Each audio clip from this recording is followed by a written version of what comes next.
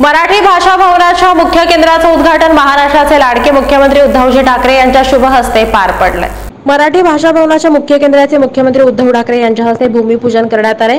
कार्यक्रमास उपमुख्यमंत्री अजित पवार, महसूल मंत्री बाळासाहेब थोरात, मराठी भाषा मंत्री सुभाष देसाई, वस्त्रोद्योग मंत्री अस्लम शेख, मराठी भाषा विभागाचे राज्यमंत्री डॉ. विश्वजित कदम, खासदार अरविंद सावंत, आमदार मंगलप्रभात लोढा, मराठी भाषा विभागाचे अप्पर मुख्य सचिव भूषण गगराणी यांच्यासह अन्य मान्यवरांची उपस्थिती होती।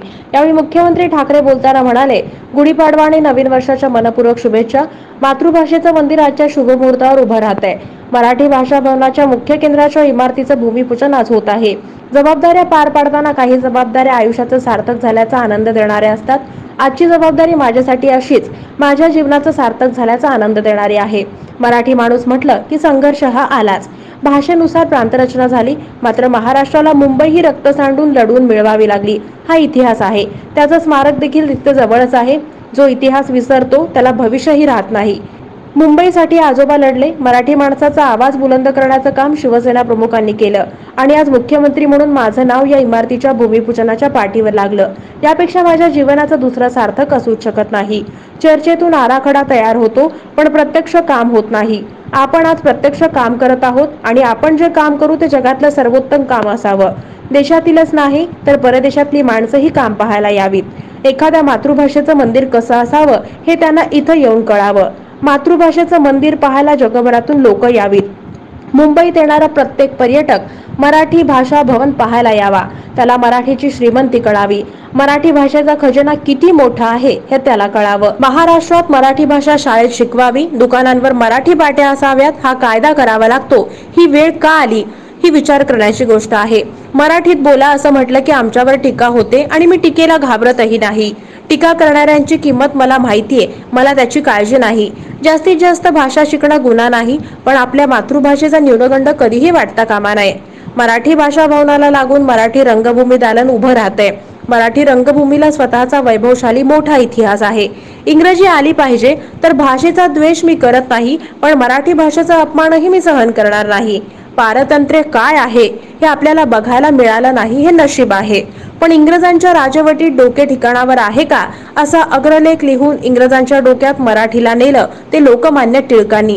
प्रशासकीय मराठी भाषा सोपी हवी, व्यपगत नसती सारखे शब्द कळायला कठीण, हे काम सुभाष देसाई यांनी हाती घेतलं। छत्रपती शिवाजी महाराजांनी राज्यकारभाराची भाषा स्वभाषाच हवी हे ठणकावून सांगितलं आणि इतकंच नाही तर राज्य व्यवहार कोश तयार करण्याच्या सूचना दिल्या। त्यांनी हे केलं नसतं तर आपण असतो की नाही, हा भगवा असता की नाही हे कळतही नाही। शिवाजी महाराजांनी त्यांचे खलिते देखील सोप्या भाषेत केलं। इतर भाषेचा द्वेष नको, पण त्याचं आक्रमणही नको। कर्नाटकात मराठी भाषिकांवरचे अत्याचार सहन करायचे नाहीत, त्यांच्यावरील भाषिक अत्याचार आम्ही चालू देणार नाही आणि सहन देखील करणार नाही। राज्यात मराठी शिकली पाहिजे हा अत्याचार नाही, दुकानाच्या पाट्या इथं मराठीत असल्याच पाहिजेत, पण आपण जेव्हा असा आग्रह धरतो तेव्हा ज्यांच्या पोटात दुखतं त्यांच्या पोटदुखीचा देखील उपचार करायला हवा। अटकेपार मराठी भाषेचा झेंडा नेणाऱ्या मराठी राज्याच्या राजधानीत मराठी भाषेला पुसण्याचं काम कुणी केलं तर त्याला धडा शिकवण्याची ताकद मराठी भाषेत आहे। हे अत्याचार कदापिही सहन केले जाणार नाहीत। आम्ही शिवरायांचे मावळे आहोत। छत्रपतींच्या तलवारीप्रमाणे मराठी भाषा आणि या भाषेचं तेज तळपलंच पाहिजे। महाराष्ट्राच्या छत्रपतींच्या मातृभाषेचं हे मंदिर आहे, याचं काम करताना कुठलीही कमी नसावी असं आवाहन यावेळी महाराष्ट्राचे लाडके मुख्यमंत्री उद्धवजी ठाकरे यांनी केलं। शिवाजी पार्क येथे केलेलं आहे ते आणखीन मला मोठं करायचंय, कारण जो इतिहास विसरतो ना त्याला भविष्यकाळ राहत नाही। आणि तो जर का संघर्षाचा काळ आता अजितदादांनी उल्लेख केला तो माझ्या डोळ्यासमोर आला। माझे आजोबा त्यावेळेला अग्रणी होते त्या पहिल्या 5 लढवयांमध्ये। त्यांच्या सोबतीला तेव्हा शिवसेना नव्हती, पण शिवसेना प्रमुख हे एक व्यंगचित्रकार म्हणून काम करत होते। आणि अभिमान किंवा आयुष्याचं सार्थक झाल्याचं मला का वाटतंय हे तुमच्या लक्षात येईल की मुंबईसाठी ज्यांचे आजोबा लढले, मुंबई मिळाल्यानंतर मराठी माणसाचा गळा जेव्हा आवळला जात होता तेव्हा मराठी माणसाचा आवाज बुलंद करण्याचं काम शिवसेना प्रमुखांनी आणि शिवसेनेने केलं। आणि आज इथे त्या पाठीवरती माझ्या आजोबांचा नातू आणि शिवसेना प्रमुखांचा पुत्र म्हणून मुख्यमंत्री म्हणून माझं नाव लागलं, यापेक्षा आयुष्याचं सार्थक्य कोणतं असेल? हे मला किती जन्माचं पुण्य लाभलंय त्याचा मी काय हिशोब मांडण्याचा अजिबात प्रयत्न करणार नाही. पण ह्या गोष्टी होत असतात. आजचा मुहूर्त लागला. मग अशी जीएसटी भवनाच्या कार्यक्रमामध्ये अजितदादा म्हणाले की गेली 1-2 वेळेला सरकारमध्ये त्या विषयावरती चर्चा होत होती की जीएसटी भवन झालं पाहिजे. कसं होणार? चर्चेतनं काय होत नाही. चर्चेतनं आराखडा तयार होऊ शकतो, पण चर्चेतनं काम प्रत्यक्ष जोपर्यंत सुरुवात होत नाही तोपर्यंत होऊ शकत नाही. आणि त्याची सुद्धा सुरुवात ही आज झाली. म्हणजे जीएसटी भवन हे आपलं जे काही अर्थव्यवस्था असते त्यातलं वस्तू व सेवा कर हा एक आर्थिक पाठकाणा आहे. त्याचा पाठकाणा तो कर आहे. आणि त्याचं सुद्धा किती वर्षापूर्वीची ती इमारत दरवाजे करकर करायला लागले तरी सुद्धा बदलत नाही असं ते कर भवन, त्याची सुद्धा आज मोठी एक भरारी आपण घेतली आणि देशातलं सर्वोत्तम असं ते भवन उभं राहील हे संकल्पचित्र बघितल्यानंतर लक्षात येईल. आणि त्याचं सुद्धा डिझाईन PK दास बाबूंनी केलेलं आहे. त्याच्यानंतर हे आपलं मराठी भाषा भवन हे सुद्धा मी असं प्रत्येकाला आणि प्रत्येक कार्यक्रमात बोलतो आणि याही कार्यक्रमात बोलणार की आपण जे काही करतो आहोत ते जगातलं सर्वोत्तम असलं पाहिजे. आणि देशातलीच नव्हे तर परदेशातली सुद्धा माणसं ते बघायला आलं पाहिजे. म्हणजे जीएसटी भवन काय तिकडे कर संकलन होतं काय बघायचं जाऊन? तसं नाहीये. तर ते त्याचं सौंदर्य आणि ती इमारत कशी आहे ते बघायला लोक गेले पाहिजेत. त्याचप्रमाणे माझ्या मातृभाषेचं जे मंदिर आपण करतो आहोत ते सुद्धा जगभरातून लोक इतर भाषेत जगात किती भाषा बोलल्या जात असतील आणि बोलतात त्याची गिनती एकत्रितपणे कुठे असेल असं मला वाटत नाही. पण आपल्या मातृभाषेचं भवन कसं असलं पाहिजे हे मुंबईत जा आणि मराठी भाषा भवन बघून या. नव्हे, माझा तर असा आग्रह आहे की मुंबईत येणारा प्रत्येक पर्यटक हा न चुकता इकडे आलाच पाहिजे. काय मराठी भाषेचं वैभव काय आहे, समृद्धी म्हणतात ती कशाला म्हणतात, श्रीमंती, भाषेची श्रीमंती काय आहे ते त्याला इकडे आल्यानंतर कळलं पाहिजे की अरे ही काहीतरी वेगळी भाषा आहे. ह्याच्यामध्ये जे काय खजिना आहे तो आपल्या भाषेपेक्षा मोठा आहे. मला दुसऱ्या भाषेचा द्वेष अजिबात नाहीये. पण या आपल्या राज्यामध्ये आणि राजधानीमध्ये मराठी भाषा शाळेत शिकवली गेलीच पाहिजे हा कायदा करावा लागतो. मराठी भाषेमध्ये फलक असलेच पाहिजे हा कायदा करावा लागतो. हा आपण विचार केला पाहिजे की ही वेळ आपल्यावरती कोणी आणली, का आणली. मराठी भाषेबद्दल खूप बोलता येईल कारण आपली मातृभाषा आहे. पण मराठी भाषेबद्दल बोलण्यापेक्षा माझा सगळ्यांना आग्रह आहे की मराठी भाषेमध्ये बोला. आहे ना, त्यावेळेला आमच्यावरती टीका झाली. टीका तर रोज होते, आजही होते, उद्याही होते. त्या टीकेला मी काही किंमत देत नाहीये कारण टीका करणारे लोक काय किमतीचे आहेत ती मला माहिती आहेत, त्याच्यामुळे मी किंमत देत नाही. पण आमच्यावरती म्हणजे शिवसेना प्रमुखांवरती टीका झाली होती. बघा हे म्हणे मराठी करतात आणि यांची नातवंड इंग्लिश शाळेत जातात ना, गेलीच ना, शिकलीच ना. पण शिवसेना प्रमुखांनी पहिल्या दिवशी सांगितलं होतं की इंग्रजी शाळेमध्ये आणि मराठी घरामध्ये हे मॉम डॅड वगैरे इकडे चालणार नाही, इकडे आई बाबा असंच बोललं पाहिजे. आजोबानं सुद्धा आजोबाच बोललं पाहिजे, फार आजा बोला. पण म्हणून माझी दोन्ही मुलं इंग्रजी तर बोलतात, तुमच्या समोर आहेत, हिंदी बोलतात, मराठी बोलतात. काय जास्तीत जास्त भाषा शिकणं हा काही गुन्हा नाहीये. दुसऱ्या भाषेचा द्वेष जरी करायचा नसला तरी आपल्या मातृभाषेचा न्यूनगंड असता कामा नये हा आमचा त्यामागचा उद्देश आहे. आता इकडे मराठी भाषा भवन होते, पलीकडे मराठी रंगभूमीची वाटचाल दाखवणारं एक रंगभूमीचं दालन आपण इकडे करतो. कारण आपल्याला रंगभूमीचं सुद्धा एक समृद्ध वारसा आहे. कशी रंगभूमीची वाटचाल कशी झाली ते त्याच्यामध्ये सांगितलं जाणार आहे. तसंच मराठी भाषेचा प्रवास, मराठी भाषेने आपल्याला कसं जपलं. अगदी त्याही वेळेला इंग्रजी आली पाहिजे दुमत नाहीये, पण इंग्रजी ही आलीच पाहिजे का? कारण आपण आता स्वातंत्र्याचा अमृत महोत्सव आहे, त्याच्या आधी इंग्रजांचा काळ होता.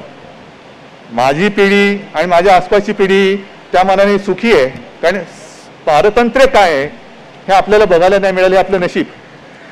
पण इंग्रजांशी जे लढले त्यावेळेला सुद्धा सरकारचे डोके ठिकाणावर आहे का असं ठणकावून विचारणारा अग्रलेख लोकमान्य टिळकांचा मराठीमध्येच होता. आणि इंग्रजी डोक्यात नाही गेली तरी इंग्रजाच्या मराठी डोक्यामध्ये गेली आणि त्याचा परिणाम लोकमान्यांना कारावास झाला. ही मराठी भाषेची ताकद आहे. आपण मराठी भाषेची ताकद ओळखू शकत नाही आहोत. हे मराठी भाषेचं नाही तर आपलं दुर्भाग्य आहे. आणि आता मला सहज सुभाष देसाईने एक उल्लेख लिहून दिला की जो माझा आग्रह आहे की आपल्या कारभाराची भाषा ही मराठी असलीच पाहिजे आणि ती सुद्धा कळणाऱ्या मराठीमध्ये असली पाहिजे. नाही तर पटकन एका नसतीवरती सही करायचे. सुरुवातीला म्हणजे नसती भानगड कशाला पाहिजे? नसती भानगड नको. नसती म्हणजे काय? नंतर एखादं अमुक नाही केलं तर ते काय व्यपगत होणे वगैरे, हे म्हणजे काय नेमकं काय कळतच नाही. मग ते कोणाला तर त्याचं इंग्लिश ट्रान्सलेशन करून विचारायला लागतं, अरे बाबा याचा अर्थ काय? ही आमची मराठी जर का राज्यकारभारात चालणार असेल तर बोलीभाषेचं काय होणार? पण सहज देसाई साहेबांनी सांगितलं, आणि जे सत्य सगळ्यांना माहिती आहे, छत्रपती शिवाजी महाराजांनी राज्याभिषेक झाल्यानंतर आपल्या राज्यकारभाराची भाषा ही स्वभाषाच असली पाहिजे हे ठासून सांगून ठासून ठरवून त्यावेळेला राजनीती जाणणाऱ्या रघुनाथ हनुमंते यांना त्यांनी सांगितलं होतं की राज्य व्यवहार कोश तयार करा, तो तयार करा, आणि तो सुद्धा मराठी भाषा भवनात असला पाहिजे. हे सगळे जे काय आपण आहोत ते त्यांच्यामुळे. तेव्हा जर का छत्रपती शिवाजी महाराज ज्यांची मातृभाषा मराठी ते झाले नसते तर आपण आज कुठे असतो की नसतो, हा भगवा असता की नसता हेच कळलं नसतं आपल्याला, कोण आहोत आपण. आणि म्हणून आपण जे म्हणतो की भाषा ही संस्कृतीची ओळख आहे. तू काय बोलतोयस त्याच्यावरती तू कोण आहेस ते कळतं. आणि छत्रपती शिवाजी महाराजांनी सुद्धा तेव्हा जे काय खलिते जायचे, म्हणून हा शब्द मी लिहून घेतला देसाई साहेबांकडनं की वरती लिहिलं जायचं हुकूमत पंधा, म्हणजे काय कल्पना नाही. पण तो शब्द काढून छत्रपतींनी त्याचं भाषांतर केलं तर स्वस्ती श्री अमुक अमुक यांच्याशी. म्हणजे हे जे काय हा जो काय बदल आहे, इतर भाषांचा अभिमान ठीक आहे, पण इतर भाषेचं आक्रमण नको. आमची भाषा कोणावरती आक्रमण करणार नाही. ज्याप्रमाणे कर्नाटक व्याप्त महाराष्ट्रामध्ये मराठी भाषिकांवरती जो भाषेचा अत्याचार होतोय तो कदापि सहन आपण करता कामा नये. त्यांच्या मागे त्यांच्या सोबत ठामपणाने उभं राहिलं की हे सुद्धा माझ्या मातृभाषेचीच लेकरं आहेत, आणि ते जर त्यांच्या मातृभाषेत बोलायचा हक्क त्यांचा असताना तो डावलून त्यांच्यावरती भाषिक अत्याचार होणार असेल तो या देशामध्ये चालणार नाही, आम्ही चालू देणार नाही. एक तर मराठी कोणावरती अत्याचार करत नाही, मराठी भाषेचा अत्याचार नाही. या राज्यामध्ये मराठी शिकलीच पाहिजे, हा अत्याचार नाही असू शकत, ती आवश्यकता आहे. प्रत्येक प्रांताला मी म्हटलं भाषा प्रांतरचनेमध्ये प्रत्येक प्रांताला भाषा मिळाली, तशी माझ्या महाराष्ट्राला मराठी भाषा मिळेल, ती आहेच, ती शिकलीच पाहिजे.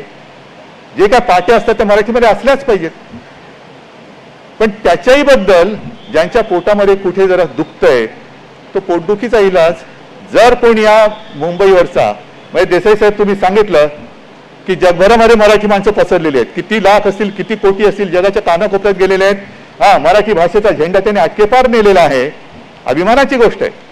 पण अटकेपार मराठी भाषेचा झेंडा गेला आणि त्या मराठी भाषेच्या राज्यामध्ये, त्या मराठी भाषेच्या राजधानीमध्ये जर मराठी भाषेचा ठसा कोणी पुसण्याचा प्रयत्न केला तर त्याला योग्य ती अक्कल शिकवण्याची ताकद सुद्धा मराठी भाषेमध्ये आहे, नक्की आहे. ठीक आहे, या सगळ्यांनी यावं, कोणी यावं आणि इकडे राहावं त्याच्याबद्दल आमचं म्हणणं नाहीये, पण कोणी यावं आणि आमच्या उरावरती नाचावं एवढे काही आम्ही छत्रपतीचे मावळे दिलदार नाही होत की अत्याचार सहन करावं. अत्याचाराचा मुकाबला करणारी ही मराठी भाषा आहे आणि ती मराठी त्या तेजानेच तळपत राहिली पाहिजे. एखाद्या तलवारी, छत्रपतीच्या तलवारी सारखी ती मराठी भाषा तळपली पाहिजे आणि ते तेज कायम ठेवण्याच्या दृष्टीने आज टाकलेलं एक अत्यंत महत्वाचं पाऊल आहे. आणि मला खात्री आहे की पुन्हा एकदा सगळ्यांना आपण विनंती केलेलीच आहे की दासभाऊ तुम्ही आज इकडे ज्यांना कॉन्ट्रॅक्ट मिळाले ते असतील, कामामध्ये कुठेही कमतरता असता कामा नये. कारण एक लक्षात ठेवा, इतर कामं वेगळी आहेत, पण ही महाराष्ट्र राज्याच्या छत्रपतींच्या मातृभाषेचं हे मंदिर आहे, इकडे काही उणीव राहता कामा नये. जिथे काही कमी असेल तिथे आम्ही आहोत, त्याची काळजी करू नका. पण देशभरातूनच नव्हे तर जगभरातून इतर भाषिक येऊन त्यांना सुद्धा अभिमान वाटला पाहिजे की अरे भाषेचं मंदिर कसं बांधावं, तर या मंदिरासारखं बांधावं. एवढं अप्रतिम हे मंदिर आपल्या सगळ्यांच्या सहकार्याने बांधलं जाईल एवढीच एक अपेक्षा करतो आणि आपल्या सर्वांची रजा घेतो. जय हिंद, जय महाराष्ट्र.